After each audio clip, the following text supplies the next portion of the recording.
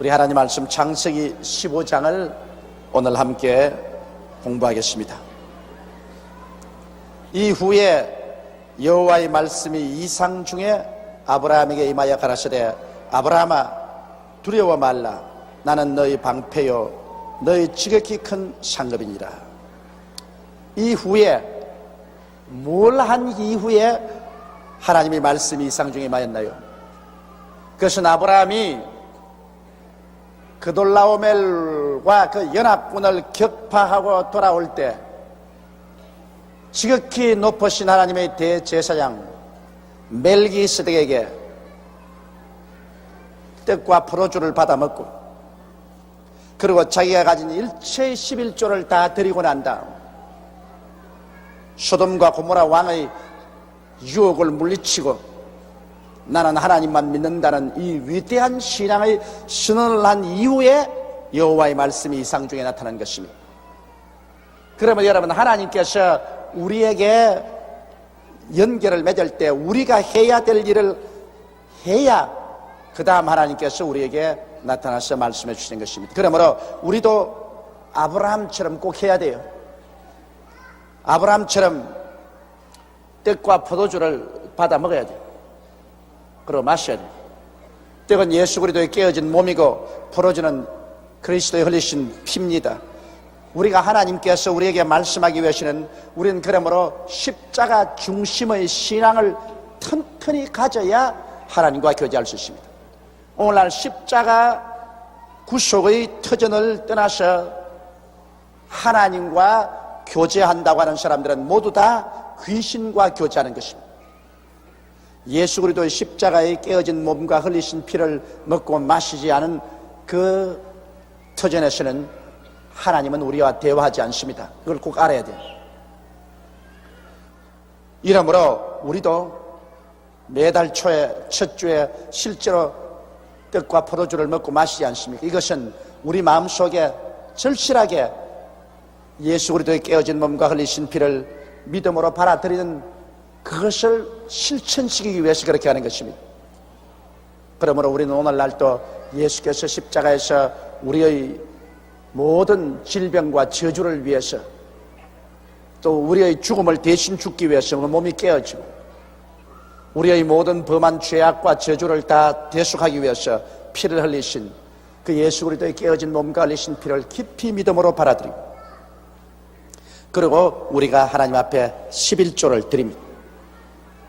11조를 드리고, 그리고 세상의 불의한 수단으로 모은 재산을 받아들이지 않는다. 여기 보니까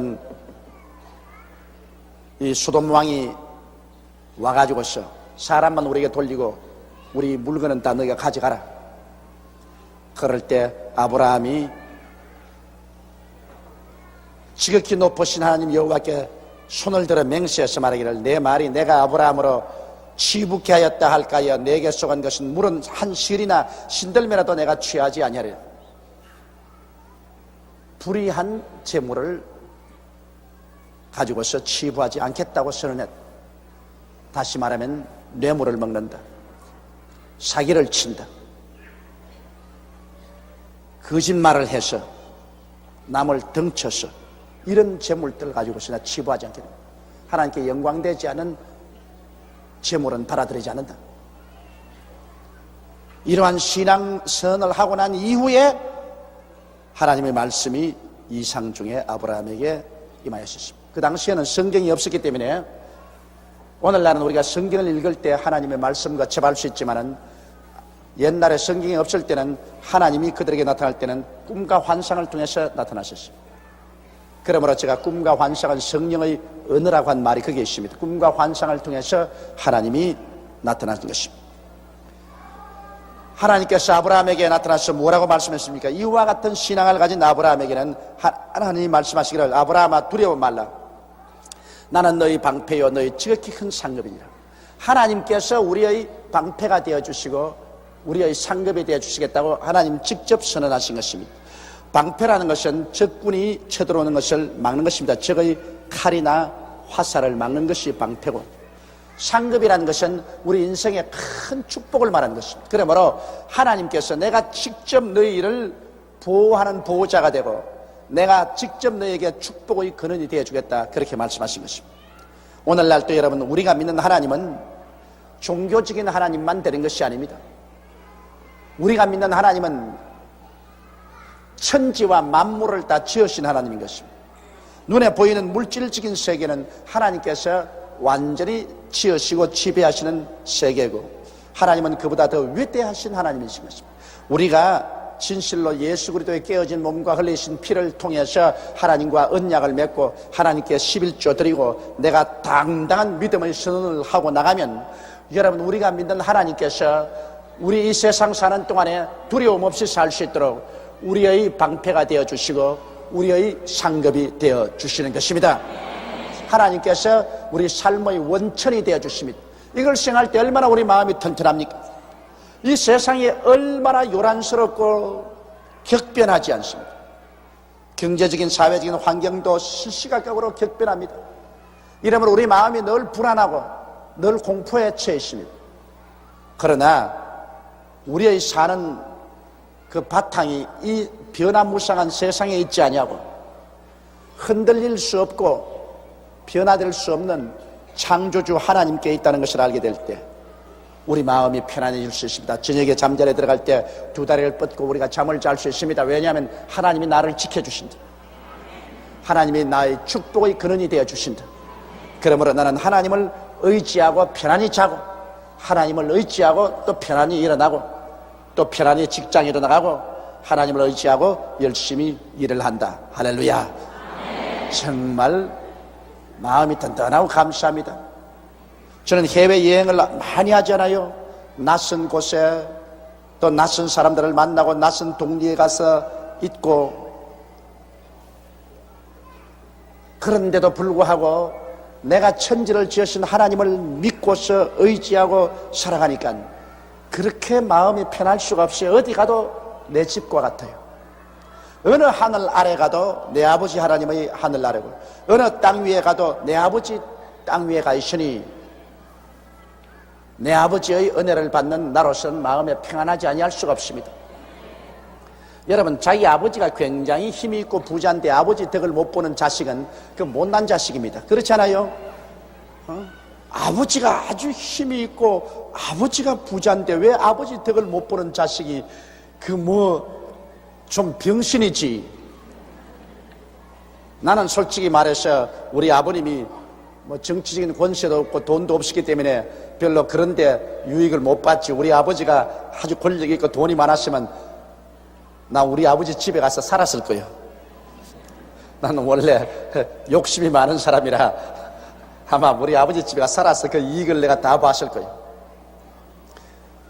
그런데 우리가 지상의 아버지는 그런 아버지가 없어도 그보다 더 가까운 천상의 하나님 아버지께서 우리의 방패가 되어주시고 상급이 되어주시는데 우리가 그 아버지께로부터 태어났는데요.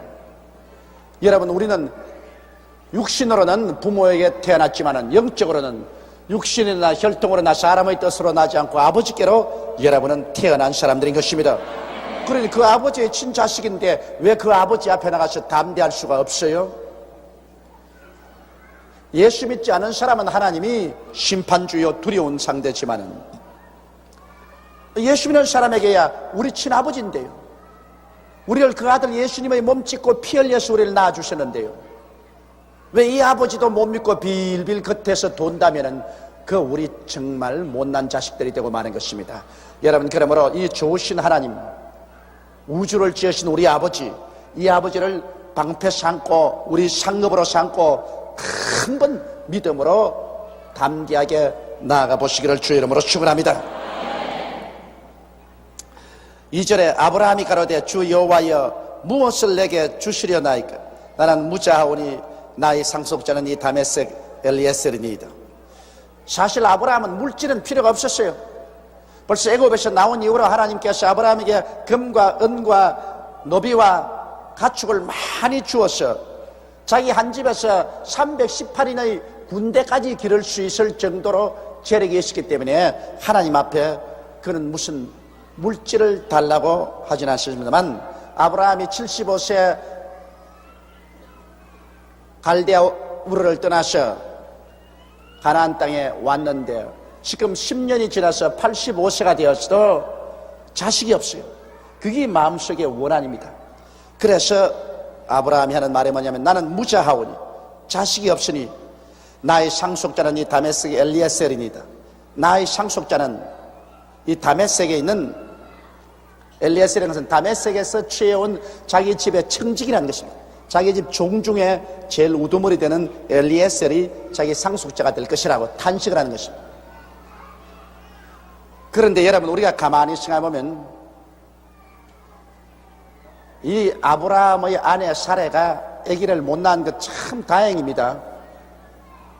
왜 다행이냐면은, 만일 아브라함의 아내 사레가 아기를 낳을 수 있는 몸을 가지고 있었다면은 아브라함의 가정에 까만 사람, 흰 사람, 온갖 사람이 다 있을 거예요. 애굽에 내려가서 바로 왕에게 시집 보냈었을 때 당장 까만 아들 또 하나 낳았을 거라.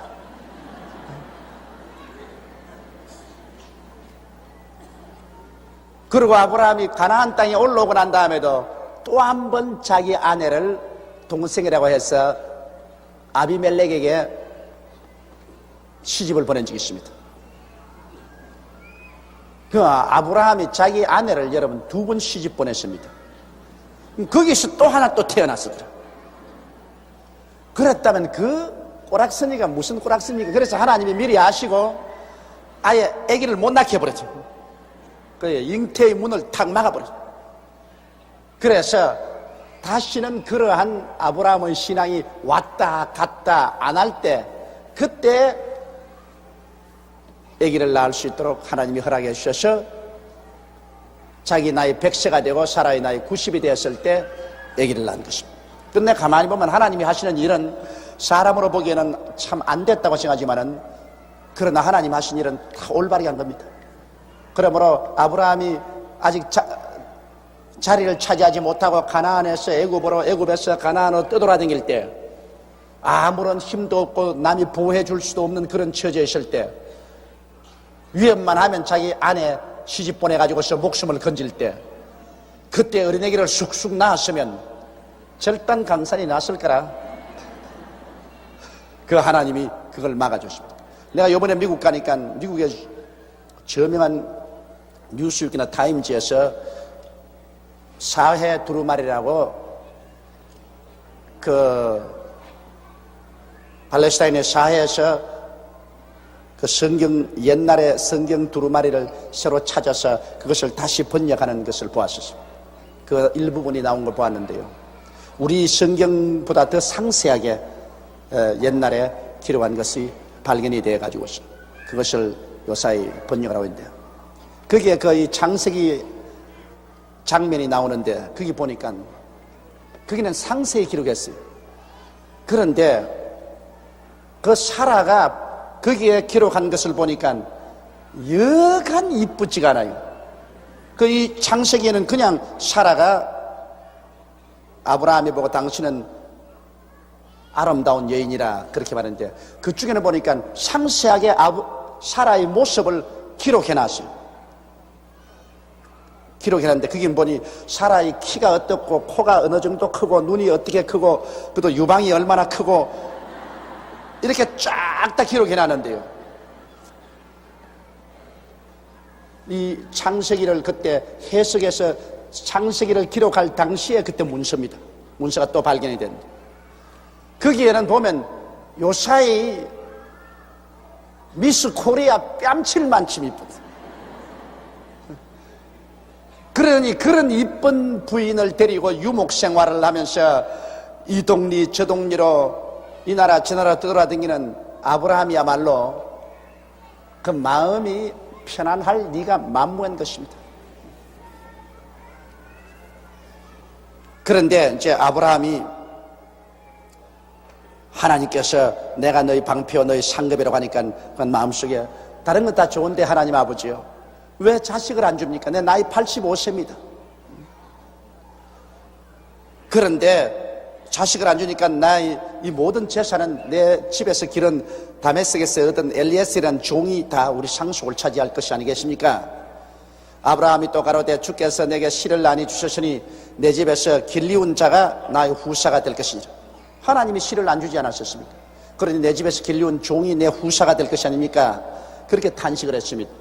그러니까 여호와의 말씀이 그에게 임하여 가라사대 그 사람은 너희 후사가 아니라 내 몸에서 날 자가 내 후사가 되리라 하시고, 그 나이 이미 85세인데 너희 집에서 길러온 종이 후사가 안 된다. 너 몸에서 날 자가 후사가 된다.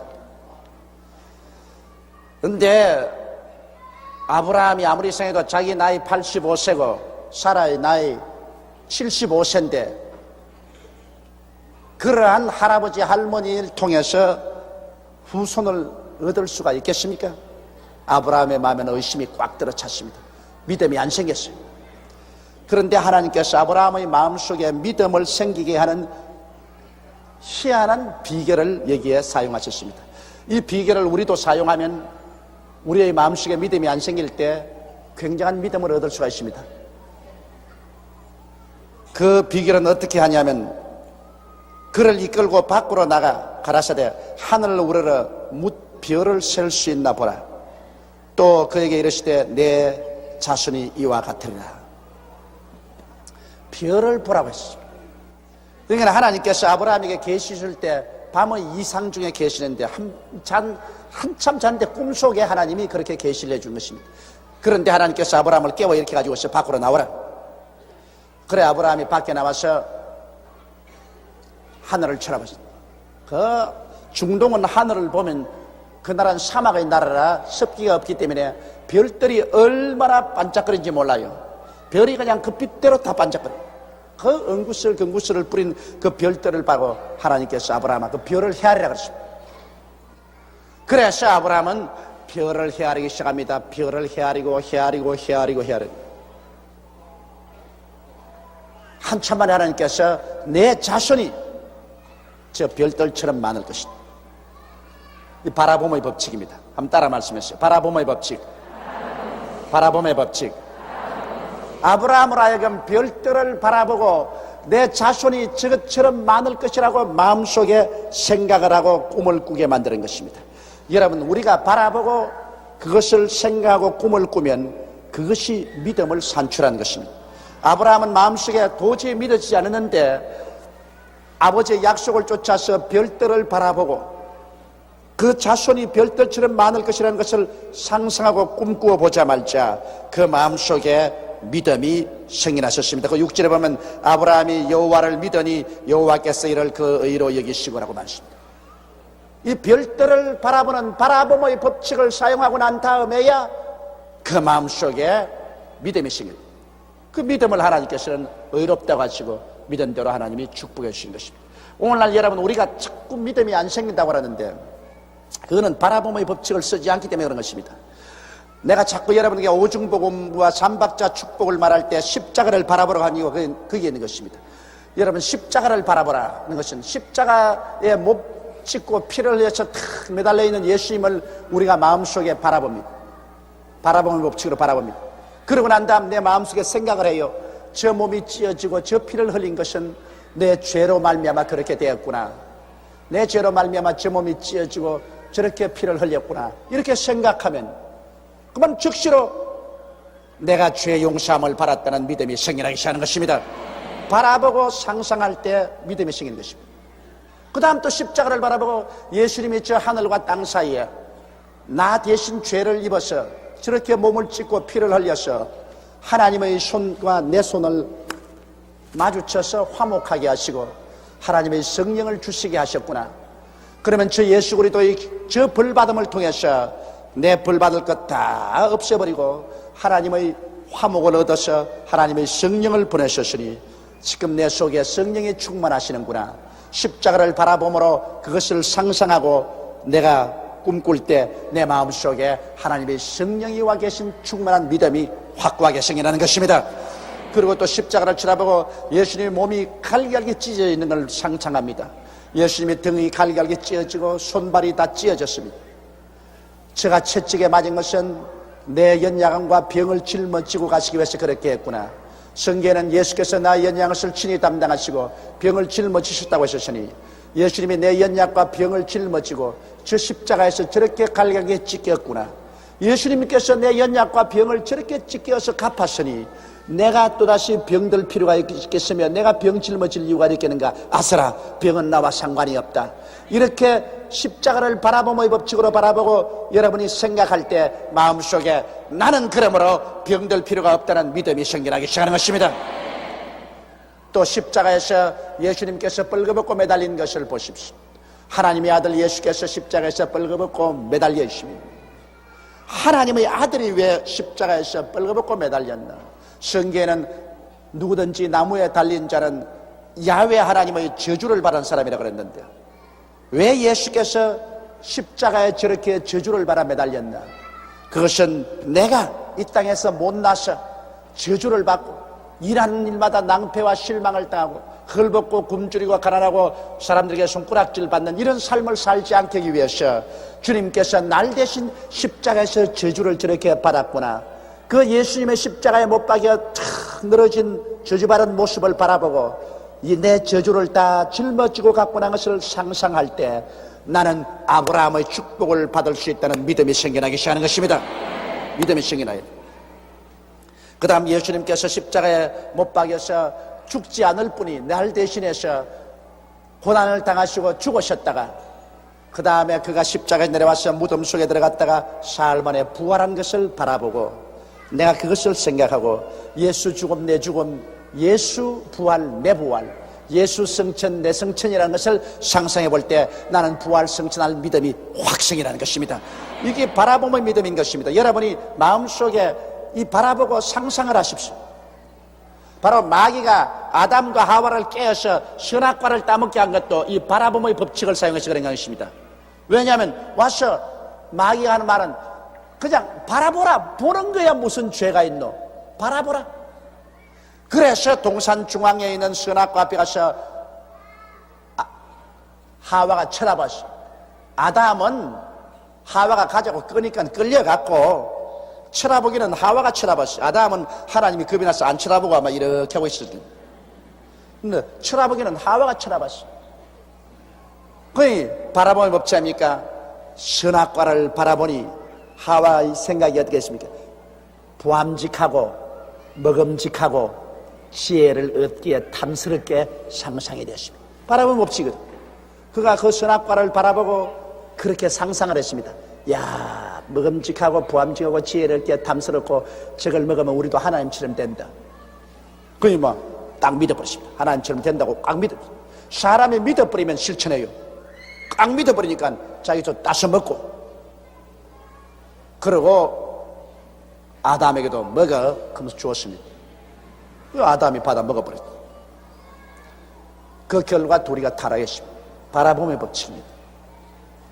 이 사람이 자기가 집중해서 바라보고 그것을 마음속에 상상하면 그것에 대한 믿음이 생겨나는 것입니다. 이러므로 여러분 자녀들 교육이 왜 가정교육이 중요하냐는 것이 그것입니다. 어제 여성중앙에서 나에게 인터뷰를 왔어요. 인터뷰를 와서 오늘날 이 사회가 굉장히 문란하다. 가정이 깨어지고 사회 윤리 도덕이 무너지고 청소년 범죄가 횡행하고 하는데 무엇이 잘못됐나? 이 문제를 어떻게 하면 해결할 수 있겠나? 그런 질문을 기자가 내게 했습니다. 그래서 제가 대답은 간단합니다. 두 가지 문제에서 이것을 해결해야 된다. 첫째는 가정에서 해결해야 된다. 가정에서 애들이 부모님을 딱 바라보고 부모님이 하는 것마다 상상을 하고서 부모님 하는 것은 그대로 옳다고 믿는데 부모님들이 요사이 가정에서 자녀들 앞에서 모범이 될 수 있는 어느 심사 행동을 하냐는 것입니다. 부모님들이 가정에 와서 그냥 술 먹고 담배 피고 도박하고 그러고 온갖 폐설을 하고 그리고 어떻게 하든지 부정을 하든 부패를 하든 도둑질을 하든 일확천금해서 돈만 벌면 죄리다는 이러한 팽배한 사고방식을 가지고서 애들 앞에서 살고 있습니다. 애들이 그걸 바라보거든. 바라보고 야 저렇게 사는 것이 인생이구나 하고 생각하기 때문에 그걸 그대로 믿고 그 다음 장성하면서 그게 머리에 딱 박혀가지고서 자기들도 나가가지고서 뭐 권위가 있는 부모 형제 생활거든요. 일확천금만 하면 되리다. 돈을 얻기 위해서, 권세를 위해 수단 방법을 가리지 않고 행한. 요새 젊은 애들 도둑질에 가서 칼로서 찔러 죽이고 난 다음 경찰에 잡혀서 조금도 죄책감이 없다는 것입니다. 내가 뭘 잘못했나? 그러므로 오늘날 우리 가정이 복구되지 않고는 사회 문제 해결 안 된다. 학교에서 아무리 선생들이 교육해도 벌써 가정에서 머리가 딱 굳어졌는데 학교 교육이 문제를 해결할 수 없다. 그럼 가정을 어떻게 구출하노? 가정 구출은 예수 믿는 길밖에 없다. 가정에 예수를 믿어야 딱 가정에 와서 참 부부간에 모여서 찬송도 부르고 성경도 읽고 죄도 회개하고 그리고 올바르게 살겠다고 애를 쓰니까 애들이 딱 바라보는 법칙으로 보거든. 하하, 인생을 사는 것은 뭐냐? 저렇게 성경도 읽고 찬송도 부르고 기도도 하고 그리고 죄 지으면 안 된다고 회개도 하고 하나님의 십계명도 외우고, 이게 인생이구나. 그 바라보고 마음속에 상상이 딱 되고 이것이 인생이라고 마음에 딱 믿고 나가버립니다. 그러면 세상에 나가서 여간 발걸음이 직작으로 비틀비틀해도 이게 아닌데 내 우리 아버지 어머니 우리 가정에서 태어나서 살 때 보니 이게 아니더라. 언제나 바로 들어온다고요. 애들이 가정에서 저 부모님들 예배 드리자 할 때 와서 킬킬거리고 안 하려고 몸부림을 치고 숙제 있다고 하고 졸음이 와서 지금은 못한다 그러고 그 온갖 잔소리 해서 하도 바라봄의 법칙입니다. 바라봄의 법칙.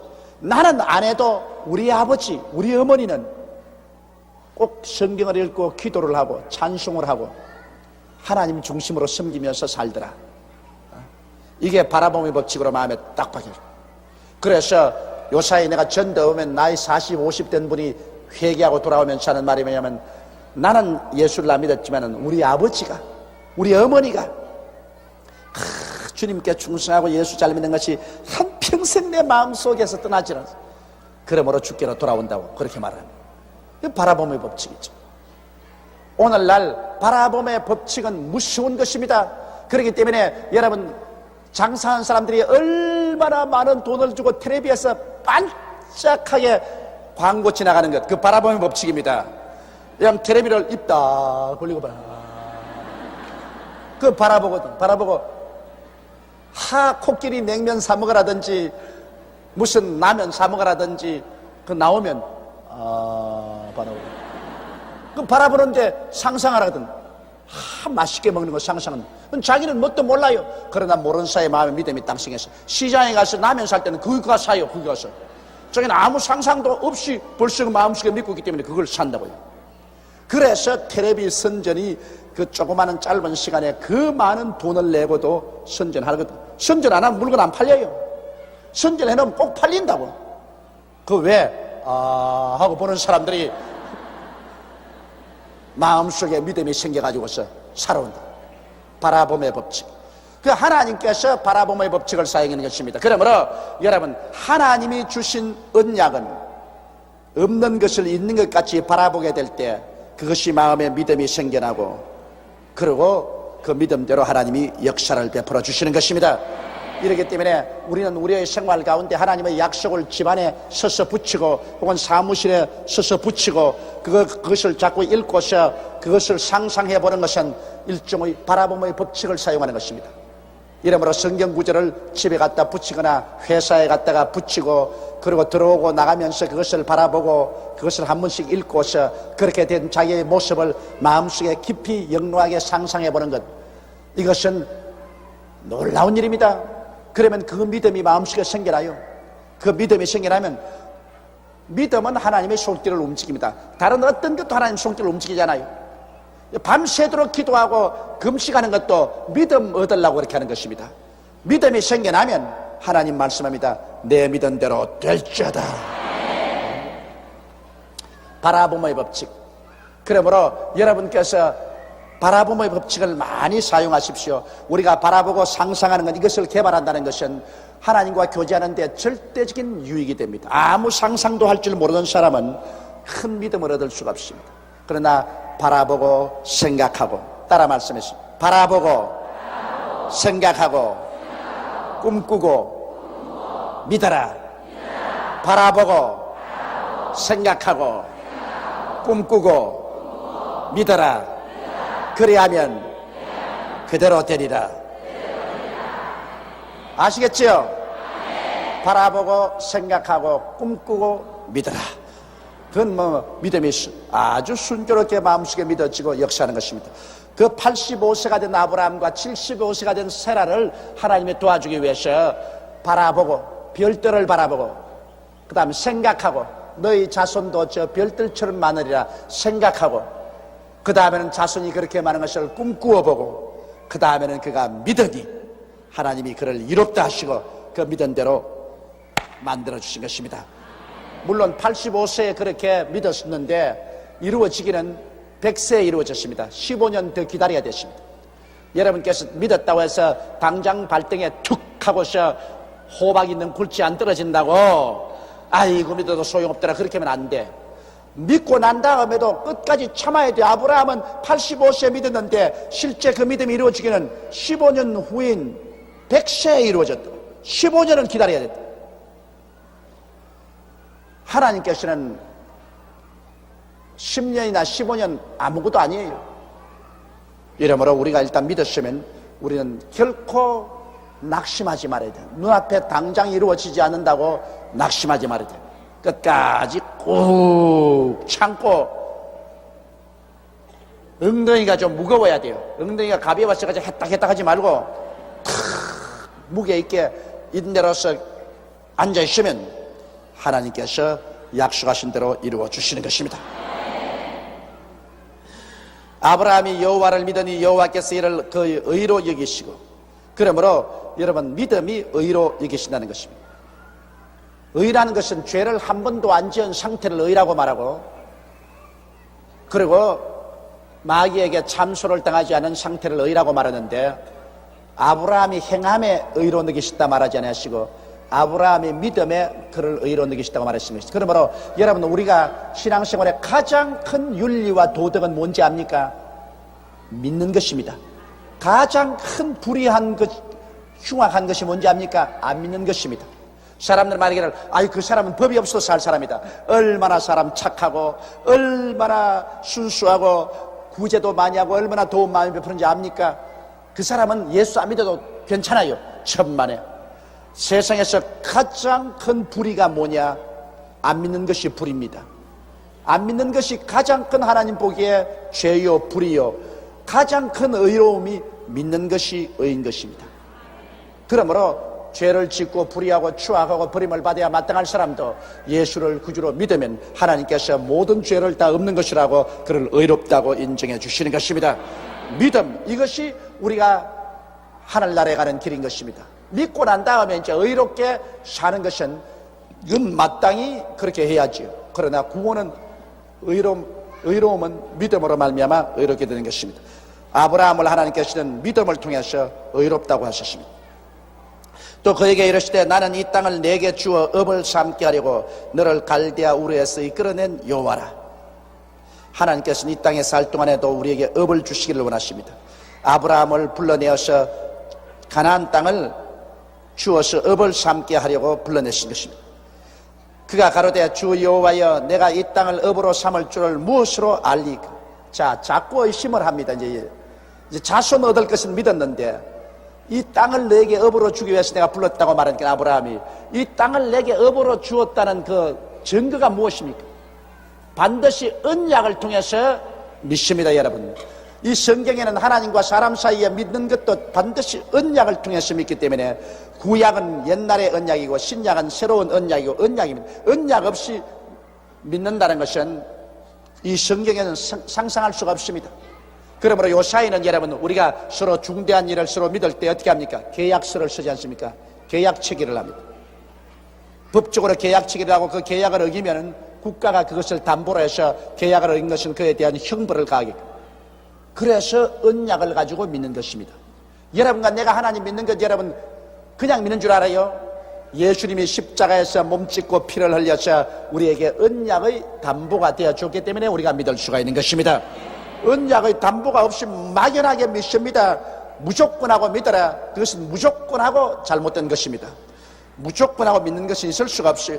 언약을 통해서 믿는데 그 언약은 반드시 담보가 필요한 것입니다. 이제 여기 하나님이 어떻게 언약한지 보십시오. 그가 가로되 여호와여 내가 이 땅을 업으로 삼을 줄을 무엇으로 알리까? 여호와께서 그에게 이르시되 나를 위하여 3년 된 암소와 3년 된 암염소와 3년 된 수양과 산비둘기와 쥐비둘기 새끼를 취할지니라. 아브라함이 그 모든 것을 취하여 그 중간을 쪼개고 그 쪼갠 것을 마주 대하여 놓고 그 새는 쪼개지 아니하였는데 솔개가 그 사체 위에 내릴 때는 아브라함이 쫓았더라. 자, 하나님이 아브라함에게 이 땅을 반드시 너에게 주겠다는 언약을 맺으실 때 하나님께서는 짐승을 준비하셨습니다. 그래서 3년 된 암소와 3년 된 암염소와 3년 된 수양과 산비둘기와 쥐비둘기 새끼를 취해가지고서 아브라함이 그 모든 것을 짜게 했습니다. 그 옛날에 언약을 맺을 때 어떻게 하냐, 짐승을 짜게 해가지고서 세워놓고 그 사이를 지나갑니다. 이 언약입니다. 그럼 여러분과 나하고 언약을 맺으면 우리가 짐승을 잡아서 짜게 해놓고 내가 그 짐승 사이를 지나가요. 그리고 여러분도 그 짐승 사이를 지나가요. 그건 뭐냐? 너도 언약을 안 지키면 요것처럼 짜게 해버리겠다, 그 말인 것입니다. 그 보통 그게 아니에요. 너도 언약을 안 지키면 요 짐승 짜게 해버리듯이 짜게 해버리겠다. 그래서 하나님도 언약을 지킬 때 그렇게 하는 것입니다. 아브라함이 먼저 짐승을 다 이게 짜게 해가지고서 자기가 먼저 그 사이를 지나갔어요. 그 다음에 뒤에 보면 하나님께서 풀무불 같은 연기를 내면서 그 짜겐 사이로 싹 지나갔습니다. 너 언약을 안 지키면 너도 요처럼 짜게 해버리고, 하나님도 언약을 안 지킬 때는 하나님도 이렇게 짜게 지내는 것입니다. 무지무지한 약속입니다. 이런 언약은 해놓고 언약을 무시할 수가 없어요. 그렇기 때문에 우리 구원의 언약도 보십시오. 하나님의 아들 예수께서 하셔서 하나님 편에서는 하나님 아들을 대표하고 인간 편으로서는 예수님이 인간이 되시고 당신 몸을 십자가에서 짜게 했다. 당신 몸을 십자가에서 찢었다. 이것은 뭘 의미하는 것입니까? 하나님이 절대로 언약을 지킨다는 거하고 너희 인간들이 예수를 믿지 않고 하나님의 언약을 믿지 않으면 너희들도 이 십자가에서 처참하게 심판받는 예수님처럼 심판받을 것이라는 것입니다. 예수를 믿어서 하나님 언약을 믿고 구원을 받든지 안 그러면 십자가에서 예수님 심판받는 거 봤지? 이처럼 심판받을 것이라는 것입니다. 아브라함이 그 모든 것을 취하여 그 중간을 쪼개고 그 쪼갠 것을 마주 대하여 놓고 그 새는 쪼개지 않았는데 솔개가 그 사체 위에 내릴 때는 아브라함이 주셨더라. 자, 여기에 또 한 가지 문제가 있습니다. 아브라함이 다 쪼갰는데 적은 것은 안 쪼갰어요. 굵은 것은 다 쪼갰는데 적은 것은 안 쪼개놓고 난 다음에 있으니까 자꾸 솔개가 덮칩니다. 솔개는 사탄을 상징하는 것입니다. 여러분, 우리의 신앙생활은 하나님 앞에서 쪼개는 것입니다. 회개하라, 천국이 가까웠느니라. 천국은 우리에게 올라오면 쪼갠 사람에게 천국이 오는 것입니다. 우리 마음을 쪼개야 돼요. 우리 마음에 모든 하나님을 반역하고 거역한 죄악을 다 쪼개야 돼요. 쪼개놓으면 그 사이로 하나님이 들어오시는 것인데, 아브라함이 모든 짐승을 다 쪼개놓았으나 적은 새 짐승은 쪼개지 않았어. 솔개가 자꾸 그 차가려고 달라들. 오늘날 우리들도 큰 죄는 다 쪼개놓는데 적은 불순종은 쪼개지 않고 뭐 이까지 것이 하고서 내버려 놓으니까 자꾸 그것을 따라서 사탄이 달라드는 것입니다. 기도할 때 마귀가 자꾸 해방하고 달라드는 것은 우리 속에 쪼개지 않는 죄가 있기 때문에 그렇게 되는 것입니다. 사람들은 큰 것은 잘 쪼개요. 그러나 적은 것은 쪼개지 않습니다. 아브라함처럼 그대로 둡니다. 적은 것을 그대로 주기 때문에 자꾸 사탄이 회방을 합니다. 하나님이 회방하는 것이 아니라 사탄이 그것을 조건으로 잡고서 자꾸 와서 내려오니까 아브라함이 예배를 드릴 수가 없어요. 예배를 드리면 솔개가 휙 돌기는 허이 그거 또 예배를 드려 또 허이 그러니까 이 예배가 집중이 안 돼요. 여러분도 예배 드리려고 하면 자꾸 사탄이 솔개처럼 확 다가와서 잡생각이 나고 마음이 흐트러지고 마음이 집중 안 될 때가 있죠. 그 왜 그렇습니까? 그 솔개가 자꾸 달라드는 거예요. 그건 여러분 속에 쪼개지 않은 것이 있기 때문에 솔개가 달라드는 것입니다. 이러므로 여러분께서 하나님 앞에 다 쪼개면 솔개가 날아가 버려요. 우리가 처리하는 것 쪼개려고 처리하는 것이요, 금식하는 것도 우리가 쪼개려고 금식하는 것이지 그냥 하는 것 아닙니다. 하나님 앞에 재물은 쪼개야 됩니다. 안 쪼개고는 재물이 안 돼요. 여러분과 내가 하나님 앞에 진실한 제물이 되기 위해서는 철저히 회개로 자신을 쪼개는 여러분 되시기를 주의 이름으로 축원합니다. 해질 때 아브라함이 깊이 잠든 중에 캄캄함이 임함으로 심히 두려워하더니, 자, 그래서 해가 질 때쯤 되니까 아브라함이 하나님을 기다리고 있는데 깊은 잠이 아브라함에게 임하면서 캄캄함이 임함으로 심히 두려워하다. 이것은 뭘 상징하냐면 이런 깊고 암담한 일들이 그 자손에게 다가올 것이라는 것입니다. 여기 보면 하나님께서 말씀하기를, 여호와께서 아브라함에게 이르시되 너는 정령하리라. 내 자손이 이방에서 객이 되어 그들을 섬기겠고 그들은 400년 동안 내 자손을 괴롭게 하리니. 자, 아브라함 한 사람이 올바른 신앙을 갖지 못함으로 그 자손들이 애굽에서 400년 동안 그 죄를 갚아야 됩니다. 왜 그러냐? 아브라함이 제일 처음에 갈대아 우르를 떠나 그 아내와 함께 가나안 땅에 왔었을 때 하나님께서 가져오지 말라는 모든 종과 재산과 조카 롯을 데리고 왔기 때문에 하나님이 심판을 내리셔서 가뭄이 오게. 그러면 그 가나안 땅에서 그 종들 다 돌려보내고 그 재산 다 없애버리고 조카도 돌려보내고 그 자리에서 회개하고 머물러 있었으면 절대로 아브라함의 자손이 애굽에 내려가서 400년 동안 종살이 안 했습니다. 그러나 아브라함이만 그 자리에서 신앙을 포기해버리고 그 조카를 데리고 아내를 데리고 애굽으로 내려갔다. 하나님이 내려가라고 말도 안 했는데 애굽으로 내려갔다. 그래서 애굽으로 내려간 잘못된 씨를 심었다. 사람이 무엇으로 심든지 그대로 거둔다고 아브라함이 애굽으로 내려가지 말아야 되는데 애굽으로 내려간 그 죄 때문에 나중에 그 자손이 애굽에 가서 400년 동안 종살이 할 수밖에 없게 만들어 놓았다. 원래부터 애굽은 내려가지 말아야 돼요. 죽든 살든 하나님의 약속의 땅에 그대로 머물러 있었으면 아브라함은 절대로 애굽에 내려가는 법도 없고 그 자손들도 약속의 땅에서 번창했을 것입니다. 그러나 그가 애굽에 내려간 그 죄 때문에 그 자손들이 나중에 애굽에 가서 고난을 당하게 된 것입니다. 여호와께서 아브라함에게 이르시되 너는 정령이 알라. 내 자손이 이방에서 객이 되어 그들을 섬기겠고 그들은 400년 동안 내 자손을 괴롭히리니. 꼭 그대로 이스라엘 백성들이 애굽에 내려가서 400년 동안 종살이했습니다. 그 섬기는 나라를 내가 징치할지며 그 후에 내 자손이 큰 재물을 이끌고 나오리라. 400년이 지나고 난 다음 하나님께서 그 애굽을 하나님이 치시고 이스라엘 백성들을 해방식이 나오겠다. 그 모세를 통해서 해방식이 나오는데 여기에 나올 때 큰 재물을 갖고 나오겠다 말했습니다. 사람들은 생각하기를 예수 믿는 사람 재물 가지면 안 된다고 말하고 예수 믿는 사람 재물 얻으려고 하지 말라고 하는데 실제로 하나님의 생각은 그렇지 않습니다. 여러분께서 하나님 중심으로 서면은 재물은 있으면 있을수록 좋습니다. 하나님을 안 섬기니까 하나님 중심으로 안 서니까 재물이 있으면 재물이 우상이 되어서 그런 말미암아 신앙이 파괴되지.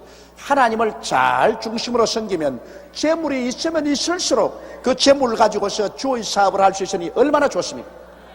그렇기 때문에 하나님 순종에 나올 때는 큰 재물을 끌고 나오게 만들어 주었습니다. 이스라엘 백성이 애굽에서 하나님 순종에 나올 때는 하나님이 빈손 들고 나오지 않고 큰 재물을 가지고 나올 것이라고 약속했고 또 그대로 이스라엘 백성이 나올 때 큰 재물을 가지고 나올 수가 있는 것입니다. 재물은 여러분 우리가 하나님 중심으로 살 때 하나님이 우리에게 붙여주는 축복입니다. 재물이 우리 삶의 중심이 아닙니다. 하나님이 우리 삶의 중심인 것입니다. 하나님이 우리 삶의 보화인 것입니다. 우리가 하나님을 중심으로 모시고 섬기고 따라 나가면 재물은 그냥 따라 붙여주는 것입니다. 그 나라와 그 일을 먼저 구하라. 그리하면 이 모든 것을 너에게 더하여 주시리라. 이건 덤으로 주시는 것이지. 그 재물을 쫓아가면은 하나님도 잃고 재물도 잃습니다. 그러나 하나님을 쫓아가면 재물은 덤으로 따라오는 것입니다. 이러므로 우리가 이 원리를 잘 알고 하나님을 따라서 나오면 이 애굽 같은 세상에서 하나님이 재물을 가지고 나올 수 있게 만들어 주시는 것입니다. 15절에 너는 장수하다가 평안히 조상에게로 돌아가 장사될 것이요. 이 얼마나 큰 축복입니까?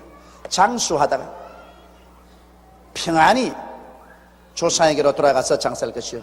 여러분 사람이 편안히 죽는 것 참 큰 축복입니다.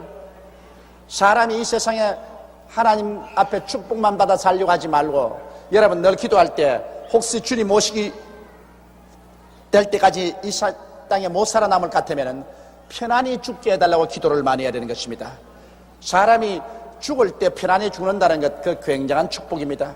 제가 30년 동안 목회하면서 보니까 몹쓸 병에 걸려서 참 죽을 때 안 죽어져 가지고서 고생하는 거 보니 그만큼 불쌍을 없어요.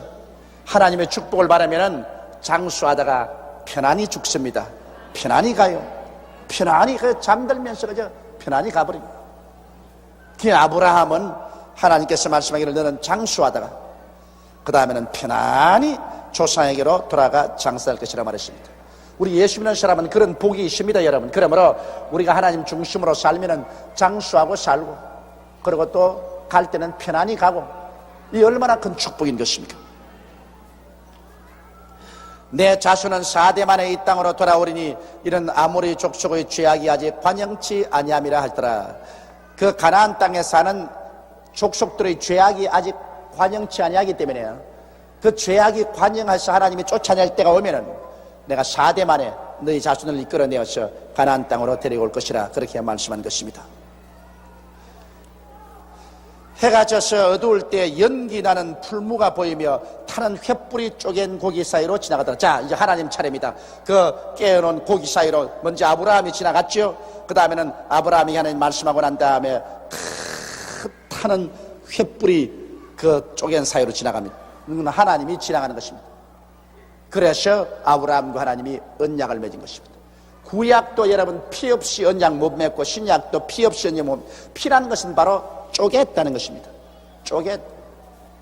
그러므로 언약을 어기면 너희는 쪼개진다는 것입니다. 이러므로 해가 져서 어두울 때 연기나는 풀무가 보이며 타는 횃불이 쪼갠 고기 사이로 지나가더라.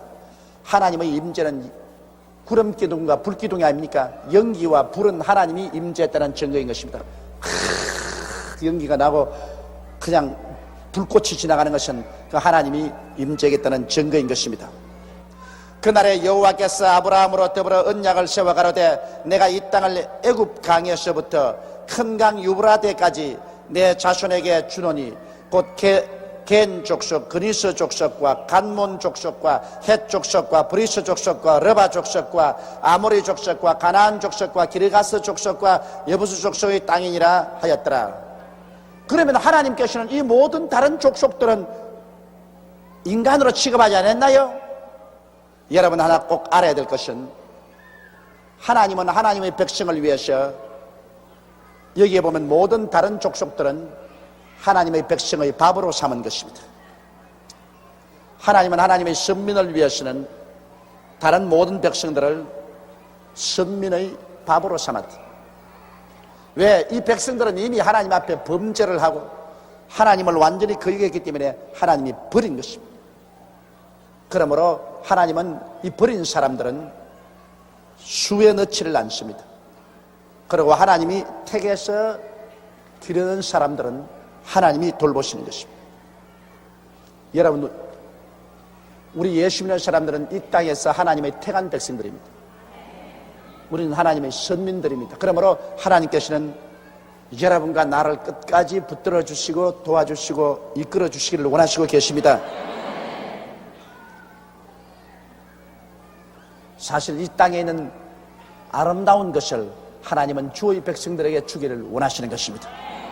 우리가 주를 올바르게 믿고 나가면 하나님은 이 땅에 아름다운 것을 우리에게 주셔서 주를 섬기고 누리게 하기를 원하시는 것입니다. 그러나 오늘 예수 믿는 사람들이 너무 엉터리로 믿어가지고 하나님보다는 자기를 섬기고 물질을 섬기고 자꾸 하나님 이용만 하려고 하고, 이러한 잘못된 신앙을 가지기 때문에 하나님께서 사람들에게 물질적이나 환경의 축복을 줄 수가 없습니다. 여러분, 우리는 하나님을 이용해서 내가 부귀 영화 공명을 누리려는 인본주의 사상을 철저히 버려야 돼요. 하나님을 이용할 수도 없고 하나님 이용해서도 안 돼요. 우리는 철저히 하나님 중심으로 사는 신본주의, 하나님 주체주의를 가지고 살아야만 되는 것입니다. 하나님 중심, 신본주의로 살자. 내게 있는 모든 마음과 뜻과 생활을 다 하나님 중심으로 모아야 돼요. 내가 하나님 이용해가지고서 눈 깜짝하고 아웅하면서 잘 살아보자. 이 사상은 철저히 버려야 되는 것입니다. 그런 사람들이 하나님께 시험을 당하고 하나님께 매를 맞습니다. 그러나 내가 철저히 하나님 중심으로 써버리면 매 맞을 것 없어요. 지금이라도 하나님께서 내놓으라면 내 생명도 다 내놓을 것인데, 하나님 중심으로 사는데 왜 하나님 매를 때려요? 하나님 중심으로 사는 사람은 주께서 자꾸 연단을 통해서 믿음을 강하게 해서 점점 장성하게 만들어 주시지, 하나님께서 벌은 내리지 아니하시는 것입니다. 그러면 이제 오늘 우리가 다 같이 하나님 앞에 통성으로 기도할 때, 여러분 이 바라보모의 법칙을 여러분께서 사용하시기 바랍니다. 오늘 우리가 배운 이 말씀 가운데 보면은 하나님께서 우리의 방패가 되시고 우리의 상급이 되어 주시기를 원하시고, 또 그것도 우리가 바라보모의 법칙을 사용할 때 그렇게 된다는 사실을 우리가 마음속에 깊이 기억하시기 바랍니다.